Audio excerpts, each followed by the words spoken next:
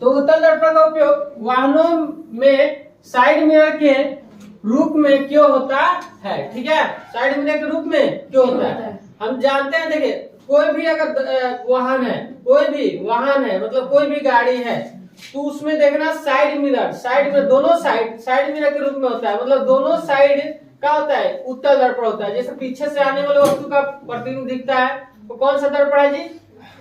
उत्तल दर्पण है, क्योंकि फोर व्हीलर जो भी होता है उसके दोनों तरफ होता है, लेफ्ट और राइट दोनों तरफ। और फोर व्हीलर में बहुत बीच में भी डाल देता है पीछे से आने वाले वस्तु का प्रतिबिंब दिखने के लिए।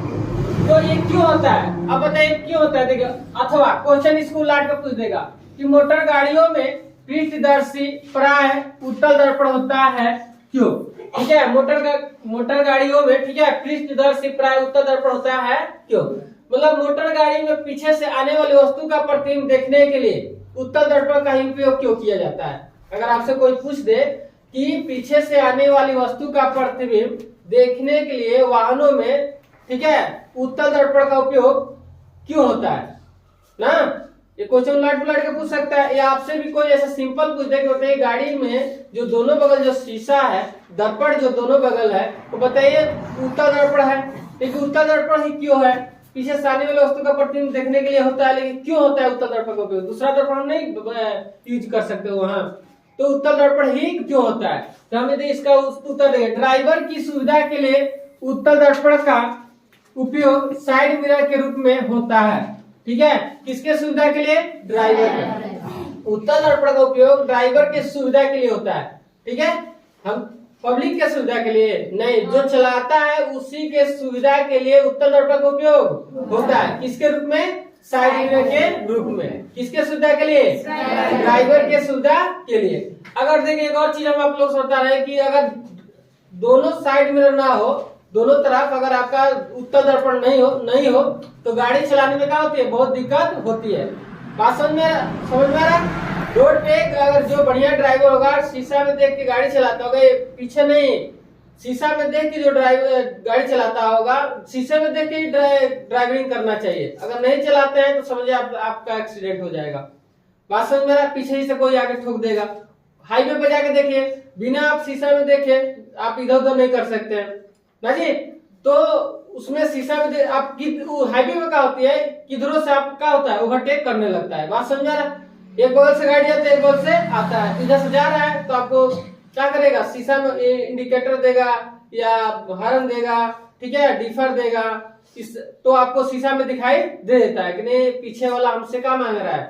साइड मांग रहा है। बात समझ में? तो शीशा में देख के हमें साइड देना पड़ता है। तो अगर साइड मिरर के रूप में अगर दर्पण नहीं हो रहा तो क्या होती है? चलाने में दिक्कत होती है। तो इसलिए ड्राइवर की सुविधा के लिए कौन सा दर्पण का उपयोग करते हैं? उत्तल दर्पण के उपयोग किया जाता है। ठीक है, याद हो जाएगा?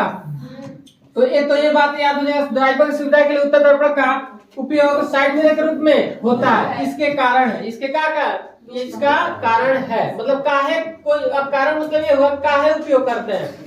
ये तो ड्राइवर की सुविधा के लिए उपयोग होता है, लेकिन काहे होता है ये बताना है। कारण बताइए। तो कारण पहले देखिए, उत्तल दर्पण में हमेशा प्रतिबिंब सीधा बनता है। कौन सा प्रतिबिंब बनता है? सीधा। उत्तल दर्पण में कौन सा प्रतिबिंब बनता है? सीधा। ठीक है, उत्तल दर्पण में सीधा प्रतिबिंब बनता है। और देखिए दूसरा का है, परावर्तक सतह उठे होने के कारण उत्तल दर्पण का परावर्तक सतह क्या होता है? उठा रहता है। ये बताइए कौन सा दर्पण है? उत्तल दर्पण है। कौन सा दर्पण है? इसका परावर्तक सतह क्या होता है? हमेशा उठा रहता है। तो उत्तल दर्पण है, इसका परावर्तक सतह उठा रहता है। ठीक है, और इसमें उत्तल दर्पण कौन सा प्रतिबिंब बनता है जी? हमेशा सीधा प्रतिबिंब। सीधा कौन सा प्रतिबिंब बनता है? सीधा। परावर्तक सतह उठे होने के कारण उत्तल दर्पण का पृष्ठ क्षेत्र बहुत बड़ा होता है। उसका जो परावर्तक सतह जो होता है वो उठा रहता है। जहाँ प्रकाश पड़ती है उस सतह को बोलते हैं परावर्तक सतह। उस सतह कहाँ होता है? हमेशा उठा रहता है। उठा होने के कारण उसका दृष्टीय क्षेत्र, मतलब देखने वाला जो क्षेत्र है बहुत क्या हो जाता है? बड़ा होता है। इसमें पीछे से आने वाली इसमें पीछे से आने वाली बहुत सी चीजों का प्रतिबिंब आसानी से देखा जा सकता है। मतलब देखिए कहने का मतलब ये है, अगर मान के चले अगर 10 गाड़ी एक साथ है, 10 गाड़ी एक साथ है पीछे से, ठीक है, गाड़ी आप आगे चला रहे हैं तो पीछे से अगर 10 गाड़ी एक साथ है तो 10 का प्रतिबिंब उसमें दिखा देता है। बात समझ में? उसका दृष्टि क्षेत्र क्या होता है, बहुत बड़ा होता है और उसमें सभी वस्तु का प्रतिबिंब आसानी से दिखा देता है, मतलब देखा जा सकता है। आप मान के चलिए कि अगर 50 गाड़ी लगा है, ठीक है, उत्तल दर्पण में जब हम देखेंगे तो 50 गाड़ी को क्या करेगा, दिखाएगा। ये नहीं कि आपकी गाड़ी के पीछे मान के चलिए यहाँ गाड़ी है, ठीक है, अभी इसके पीछे यहाँ गाड़ी एक खड़ा है, गाड़ी यहाँ साइडे में ना रहता है दोनों शीशा, मानिए दोनों शीशा साइड में रहता है, आपके गाड़ी के पीछे एक गाड़ी खड़ा है तो इसका भी चित्र इसमें आपको दिखा देगा। बात समझ? इसका दृष्टि क्षेत्र क्या होता है, बहुत बड़ा होता है। पीछे भी गाड़ी है फिर भी वो क्या करेगा, वो दिखाता है, क्योंकि इसका दृष्टि क्षेत्र क्या होता है, बड़ा होता है। बात समझ? और ये कौन सा प्रतिबिंब बनाता है, हमेशा सीधा बनाता है, ठीक है। यही दो बात है। आगे बढ़े, बोले।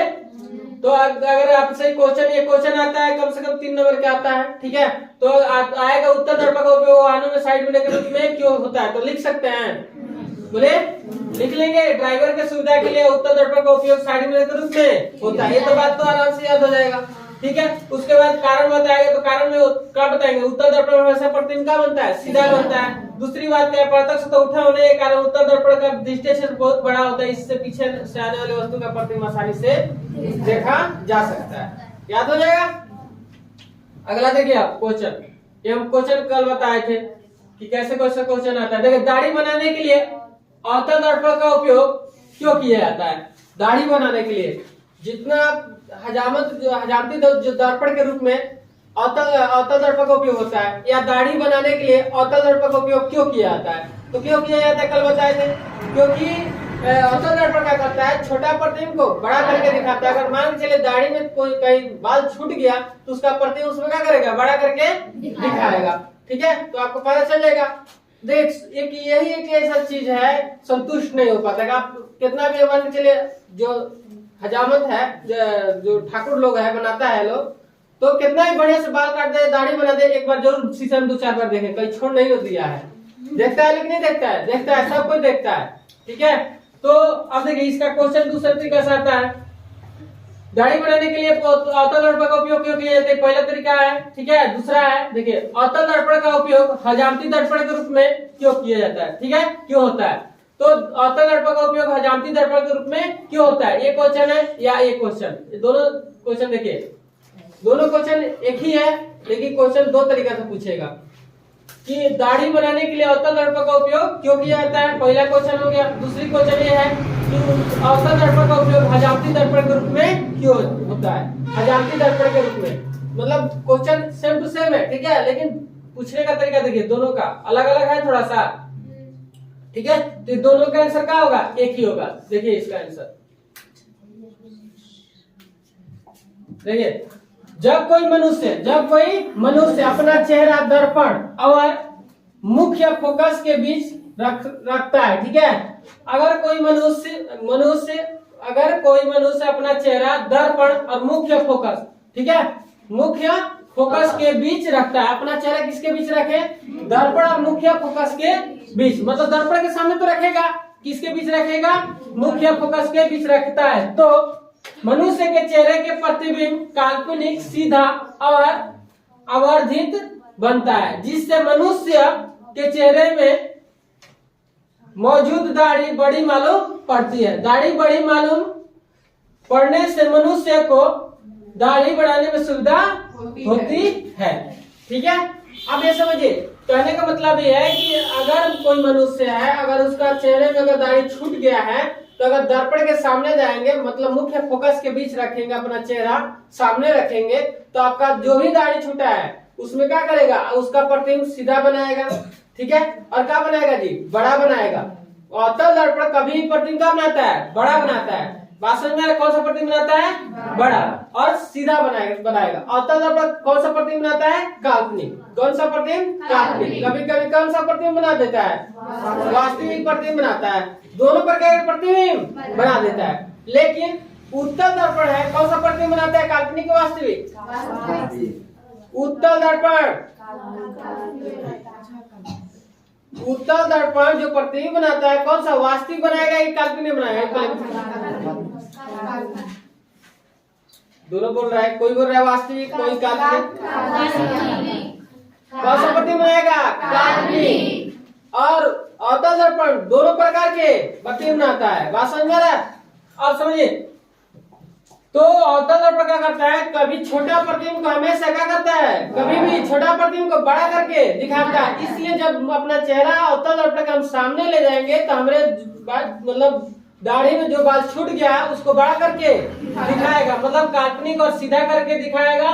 ठीक है, आवर्धित मतलब का बड़ा करके दिखाता है। इसलिए छूट जाने पर बड़ा करके दिखाएगा, सीधा दिखाएगा, तो हमें क्या होगी, दाढ़ी बनाने में हमें क्या होगी, सहूलियत होगी। बात समझ में आ रहा है? हमें पता चल जाएगा कि दाढ़ी हमरे बाल हमरे दाढ़ी में क्या हो गया है, छूट गया है। इसलिए अवतल दर्पण का उपयोग किस में करते हैं, दाढ़ी बनाने में। ठीक है, अवतल दर्पण का उपयोग करते हैं। या हजामती भी का हजामत जो होता है, जो ठाकुर लोग होते हैं, वो हजामती दर्पण के रूप में किसका उपयोग करते हैं, किसका उपयोग करते हैं, अवतल दर्पण का उपयोग करते हैं। बात समझ में? बोलिए।